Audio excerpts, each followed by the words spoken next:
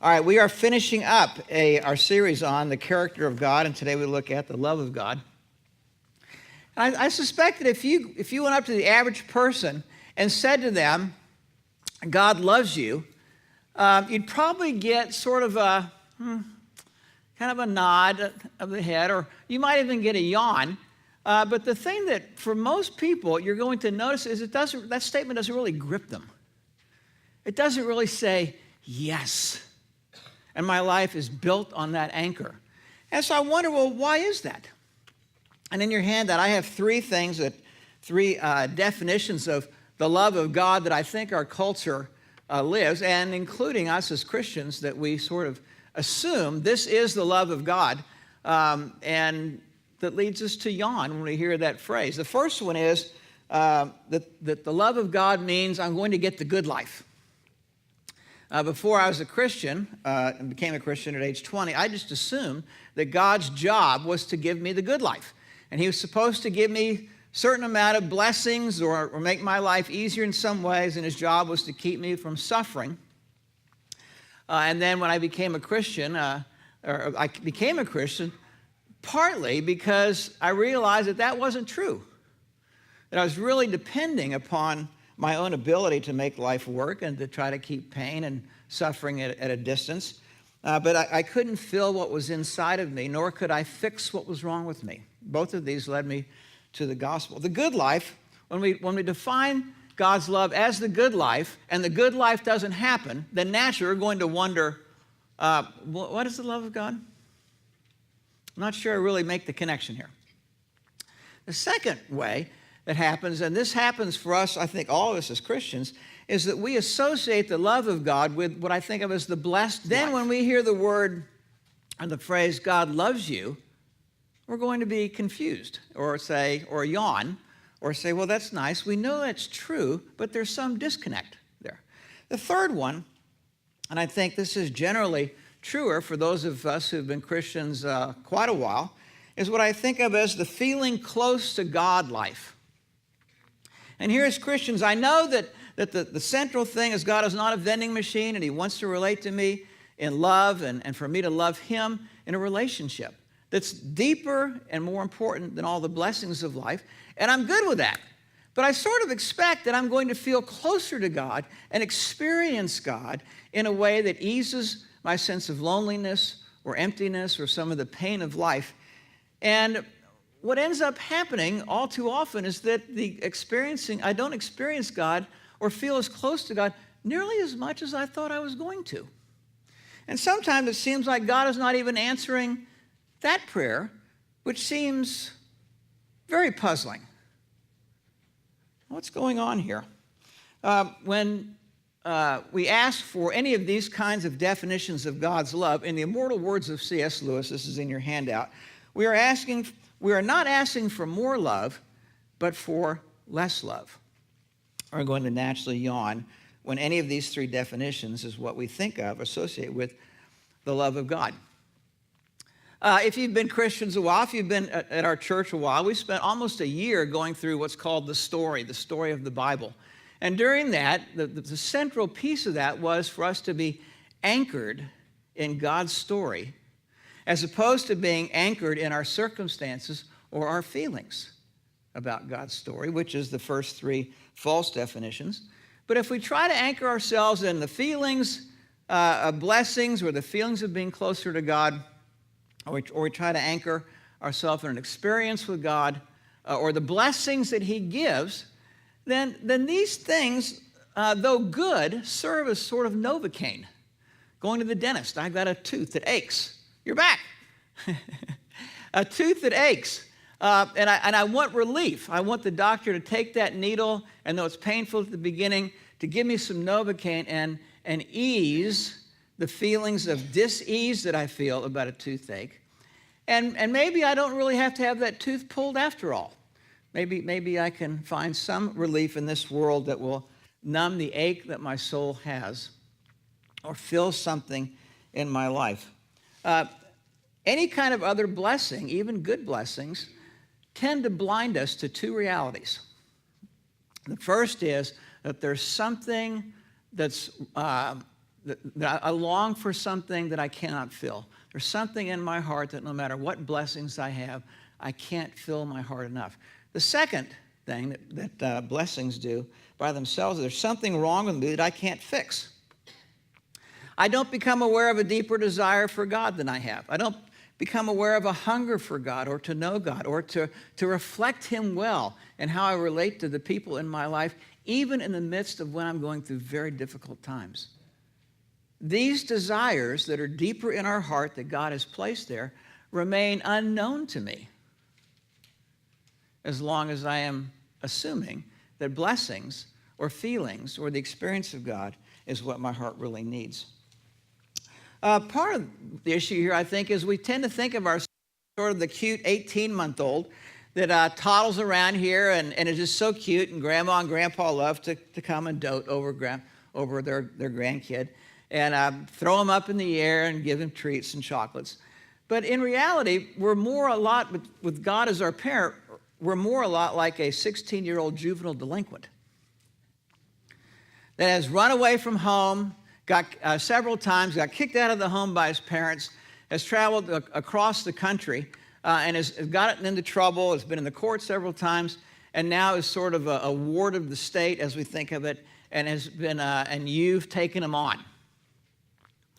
Now, if you're going to love that juvenile delinquent, just giving him blessings or the good life, just giving him more video games and a diet of hamburgers and French fries and chocolate shakes, and not requiring him to go to school and do his homework, it may feel like love to him, but you all know that's not love at all. That's something very different. There's a different kind of love that juvenile delinquent is going to need besides blessing and good things. And I think of three things. That kind of love for a juvenile delinquent is going to need a shaping love that requires the child to go to school and requires him or her to do their homework, requires them to go to bed at a reasonable time, and expects them in on the weekends at a reasonable time, is going to have responsibilities and privileges that are commensurate with one another. You are going to be the parent. The 16-year-old is going to be the child. You are going to shape this 16-year-old as best you can. Now, that kind of love to the 16-year-old is going to look like, you don't love me, you hate me. You're trying to make my life miserable. If you've ever raised a teenager in this attitude, you understand this.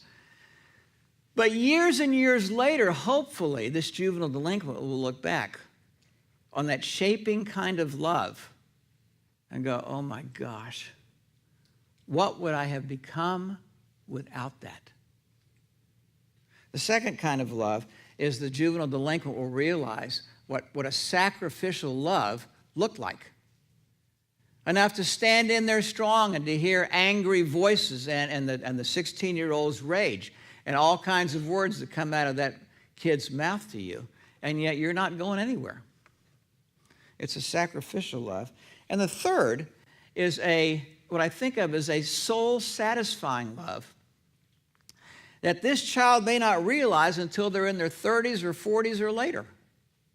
That the kind of love that my heart longed for at age 16, that would love me no matter what and accept me no matter what and still be with me and still overlook my faults and still hang in there was my parents that I lived with at age 16 when I moved in with them.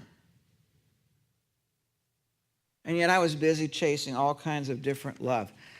This metaphor of the love of God is closer, the juvenile delinquent, than to the cute 18-month. Now, why do we not see this? On the inside of your handout, there are three problems of the human heart that God has to overcome in us if we're ever going to appreciate the love of God that He has for us. First one, we're determined to pursue our own self-interest. We're determined to pursue our own self-interest. If you have any question about this, think back about this last week and think about the things that made you mad. Probably 90% of them had to do not with, oh my gosh, Lord, I had a chance to love somebody and I didn't do it, or I didn't say what I should have said. There'll be some of that. But most of the time we get mad is because somebody didn't treat us the way we thought we deserved to be treated. Our lives are wrapped around self without us hardly even knowing it is encased that way. One of my favorite stories of this is the story of Hosea and Gomer. Hosea is a prophet during the time of Israel.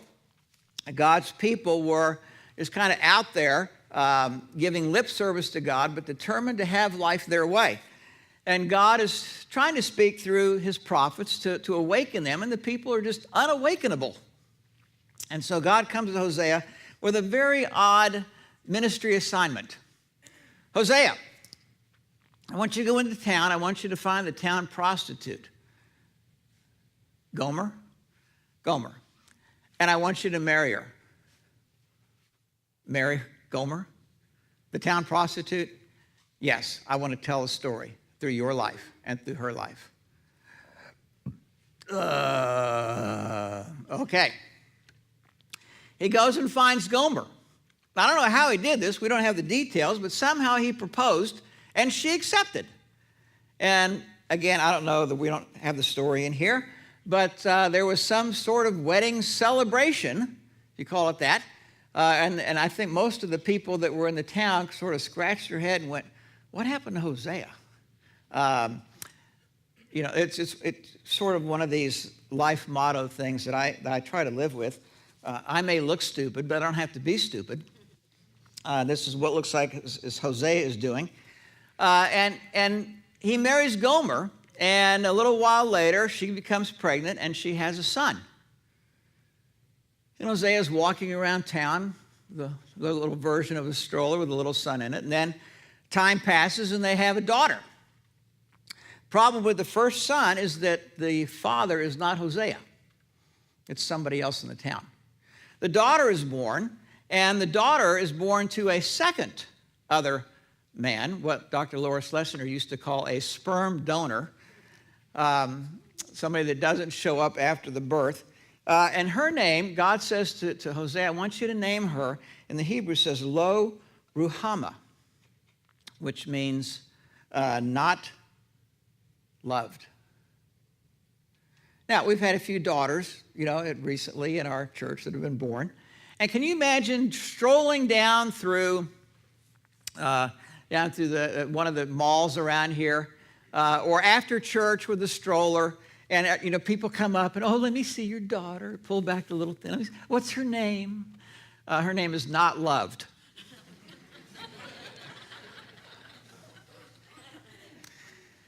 Hosea, we had a few questions when you married Gomer. We have even more questions now. Not loved is not one of those things you're going to find in 1,000 names to name your baby. Time goes on, and Gomer's pregnant again, and this time has a second son. There are 3 children, and there are 3 different sperm donors. And this one, God says to name the son Lo Ami, which means not my people. So imagine after church, the couple is walking down here with the stroller and the newborn son. You would go, let me see your boy. How cute. And what's his name? His name is Not My People. Now, what's been created here is one of the most dysfunctional families in the Old Testament. You have Hosea, who's legally married to Gomer. You have 3 children that are the offspring of 3 sperm donors that are nameless. One is named Not My People, one is named Not Love, and the first one has no name, at least in Hosea chapter 1. Now, can you imagine trying to get that group together for a family photo? Merry Christmas! Here you know. Now, the point of the story is it's a metaphor. And the metaphor is that God is Hosea and his people are Gomer. Though it doesn't look that way to the people at all. Chapter 2 is this hinge where we move from the story of Hosea and Gomer to now God speaking to the people. And the metaphor in chapter 2 kind of weaves in back and forth. Hosea and Gomer, God and the people. Hosea and Gomer, God and the people. Back and forth. And some of the verses have a double meaning. Hosea chapter 2. Rebuke her. She is not my wife, and I am not her husband. Let her remove the adulterous look from her face. Now, the picture is something like this. Hosea and Gomer are legally married. So in that sense, that part is true. But what Hosea has been told to say, and what God is saying to the people is, she's not acting like a wife, and she's not treating me like a husband is supposed to be treated. We have what we would call a sham of a marriage. And the problem that's identified is, let her remove the adulterous look from her face. And the idea is simply this. Instead of looking to God as our husband, and where our deepest needs are met, and however he chooses to do that, whether a blessed life or a good life, or even if he takes us through times of suffering, but he allows us to endure and to love people well and reflect him even in the midst of hardship. That is what's supposed to anchor us. Instead, we could chase after every other kind of thing we can to fill our hearts and to fix what's wrong with us.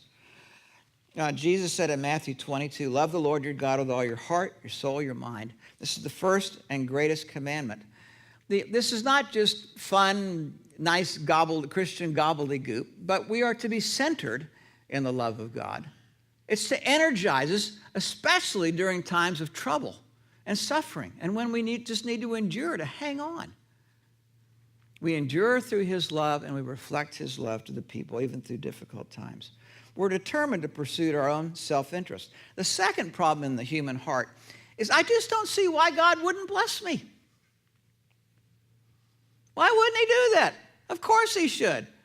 I read the Bible, I pray, I go to church, I worship, I give in the offering, I serve in my community, or I serve at my church. In Jeremiah 2, Jeremiah describes the idolatry that his people perform. They say to wood, you are my father. And to stone, you gave me birth. Now you look at that at face value and you go, well, that's stupid. But every idol that the Old Testament people bowed down to reflected something of what they were pursuing. When it had to do with you are my father, something along the line of the God of security, the Baal of security, that would provide for our needs, or you gave me birth, the God of fertility that would allow a family to have more and more children. We have adulterous hearts and idolatrous hearts, and without knowing it, we just naturally move into our world with some purposes in mind. For some of us, it's to try to be in control of our situation. For some of us, we're a natural sort of people pleaser. We want to be accepted, and that's our route to feeling good about ourselves. For some, it's pleasure on demand. And for some, it's to feel some type of satisfaction. And for some, idolatry, sometimes it's just relief. I just want some relief. Don't want anything else, just relief from what I'm going through, or the responses of people. And then he continues in Jeremiah 2:27 with an interesting perspective. God says, they have turned their backs to me and not their faces. Yet when they are in trouble, they say, come and save us. Now, what is he saying here? What's going on in the people who do this? Well, the first image is they've turned their backs on me. Now, if you've ever had this happen, it usually happens in junior high, is the first experience of this in high school, where you're going through something difficult and you need some help, and your best friend or your best friends turn their back on you. It means they know that you're in help and that you could use, or you're in trouble and they could use your help, but you've just decided to sort of go somewhere else. You've turned your back. And yet he says, but their faces and not their faces. Their faces still look back. And he describes why. They say, come and save us when they're in trouble, when we're in trouble. In other words, it's sort of like a vending machine. God, as long as you give us what we want, we're happy campers. But when you don't, we're going to find some way to do it. And we're going to keep pursuing that until we're in so much trouble that we look back and go, Why don't you do something? I don't see why God would not bless me, is the attitude of the people. And the third, our trouble obligates God. It's not that we necessarily say that, we just sort of assume that. That when trouble happens, it's God's duty to relieve it or to fix it. In Jeremiah 2:29, God asked the people, why do you bring charges against me? You have all rebelled against me. The people could not see their rebellion away from God. All they could see was, I'm in trouble, and God is not doing something about it. In Jeremiah chapter 3, he goes to work with the people. What do you do with the people who cannot see their self-centeredness and the pride of, God is obligated to come through for me? Why won't he bless me? He goes to work, Jeremiah 3:3. Therefore the showers have been withheld, and no spring rains have come. That's a problem in an agrarian economy. Yet, in spite of that, he says, you have the brazen look of a prostitute. And it's the same image that Hosea uses in chapter 2, the adulterous look. You have the brazen look of a prostitute. You refuse to blush with shame. Nothing wrong with me. What are you getting on my case for? Why do you look at me as if I've done something wrong? That's the brazen look of a prostitute. I remember when I was much younger and the Jerry Springer show was on. I did watch a few episodes. Please don't hold that against me. But I remember one where there was a panel of prostitutes. And I was fascinated to see what they were going to say about their lifestyle. And just like we just read, not a one of them saw anything wrong with what they were doing. In fact, a few of them pulled the Jesus card and thought Jesus would approve of what they were doing. The brazen look of a prostitute, they refuse to blush with shame. Have you not called me, God says, my father, my friend from my youth? Will you always be angry? Will your wrath continue forever? That is how you talk. But you do all the evil you can. I continue my self-centered pursuit of life apart from God, and yet when I'm in trouble, I call out to God and say, God, why are you allowing this to continue? And then he goes to Hosea and Gomer. She decked herself with rings and jewelry and went after her lovers, but me she forgot. Three problems of the human heart. We're determined to pursue our own self-interest. I don't see why God would not bless me. Our trouble obligates God. We are locked into this mentality by nature. This is what our sinful nature looks like. How could God penetrate this? How would we understand what the love of God really is? Well, God goes to work in Hosea 2:14. He says, I'm going to allure her, and he's speaking about the nation. I will lead her into the desert and speak tenderly to her. There I will give her back her vineyards and will make the valley of Achor a door of hope. There she will sing as in the days of her youth. In that day you will call me my husband. This is something very different. You will no longer call me my master. There are three things that strike me from what God does with his people in Hosea chapter 2.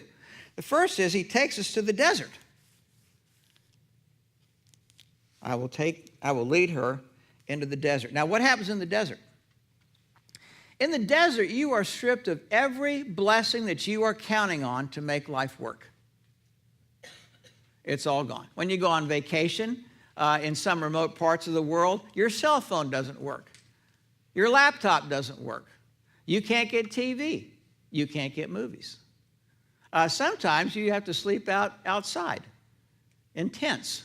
Oh, horrors of horrors. We are stripped of the things that make for life, what we think make for life. Another image of the desert is we are parched or dry. And what's awakened is thirst. Not just physical thirst, but a deeper thirst God places in our hearts to thirst for him, that we will not become aware of in our lives without times in the desert.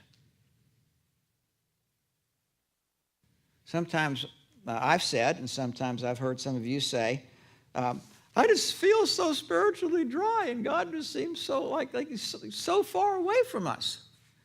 I think in reality, he's never closer to us than when it seems like he's a million miles away. It often seems to me that this is what he's doing to me. He's taking me to the desert again, repeatedly, to awaken a deeper thirst for him that is not going to be awakened when my soul has all kinds of blessings that I can kind of splash around in the kiddie pool with. Second, change begins when an ugly soul meets pure love. God says to his people, therefore I'm going to allure her. Take her to the desert. I'm going to allure her, where I'll speak tenderly to her.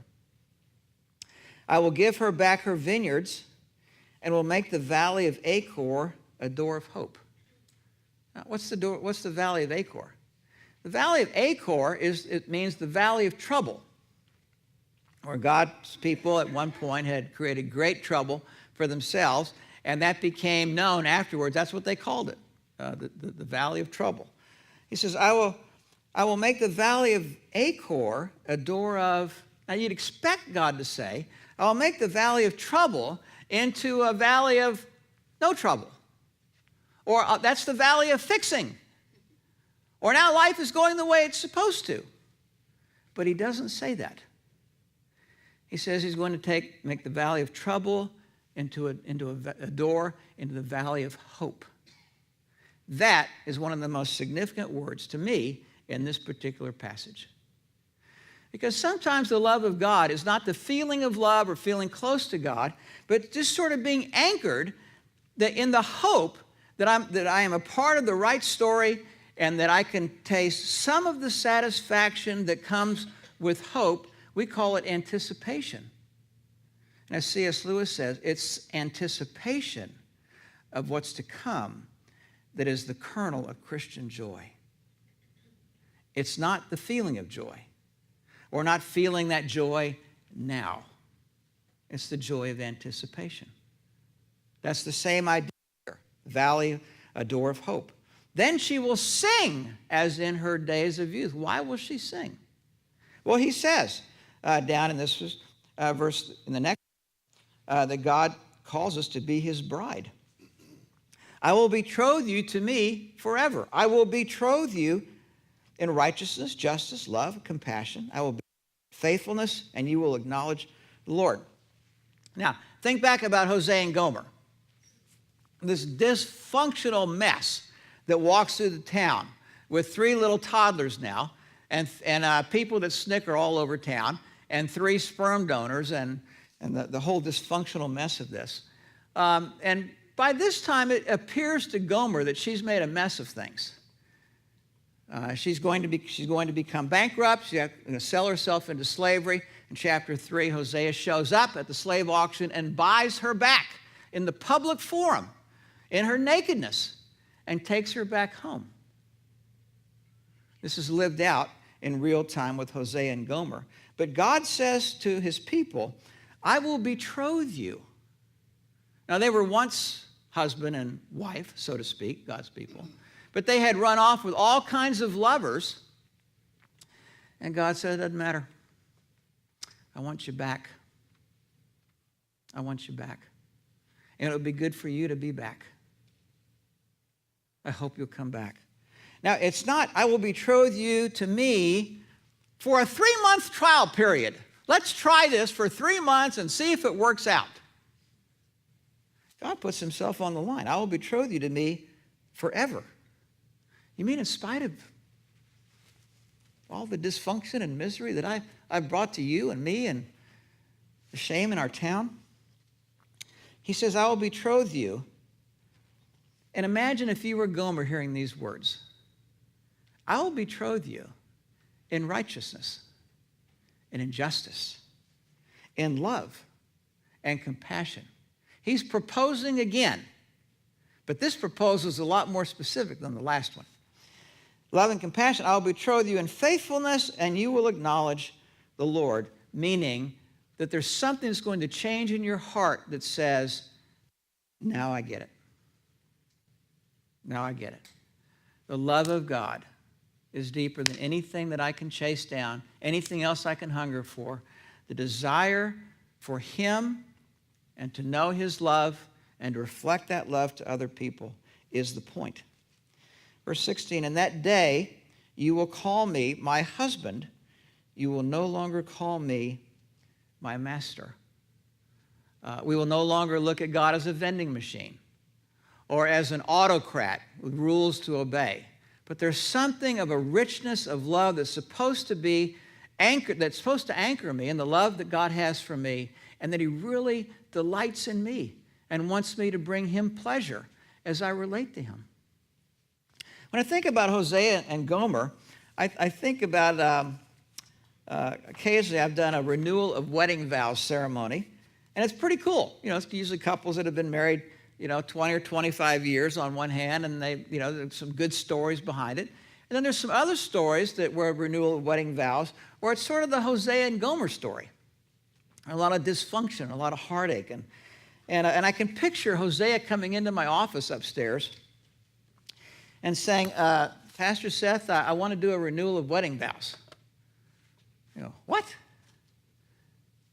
With Gomer? He says, "Yes. Yeah. Can we set something up?" And probably what's going to go through my mind, unfortunately, is fool me once, shame on you. Fool me twice, shame on me. And fool me 3 times? Are you sure you want to do this? You've thought this through? Yes, I have. I want to do that. In fact, she's just outside the door. I'd like to bring her in. Oh, okay. He gets up, opens the door, takes her by the hand, sits down. And there's something in her eyes and in her face that's sort of a mixture of wonder, a glowing humility, a gratitude, but someone who has been seen at their absolute ugliest and is still wanted. And nothing will deter that love. Let's pray together.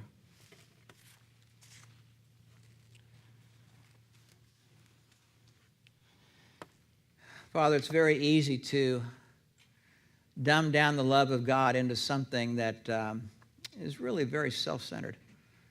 We just do that naturally. I guess that really shouldn't surprise us. But the idea that you want to reach down deeper into our hearts, you want to break through a certain amount of ice that is in our soul, and that what we really hunger for and the many things we chase is really reflective of a deeper longing and desire that can genuinely only be satisfied partially in this world, but fully in the next. And until that next part comes, that our deepest joy can be something of the anticipation of what's coming, the certain hope of what you have for us, and knowing that the love that you have for us is not just about blessings and bringing the good life, but that in this world, you are about a love that is shaping us in ways that need shaping. And is a love that sacrifices for us, even when we think that you're a million miles away or you're just not doing a very good job of loving us. You are willing to sacrifice in that way for us. And a love that is soul satisfying, that nothing else can touch. Not in this life, and certainly not in the one to come.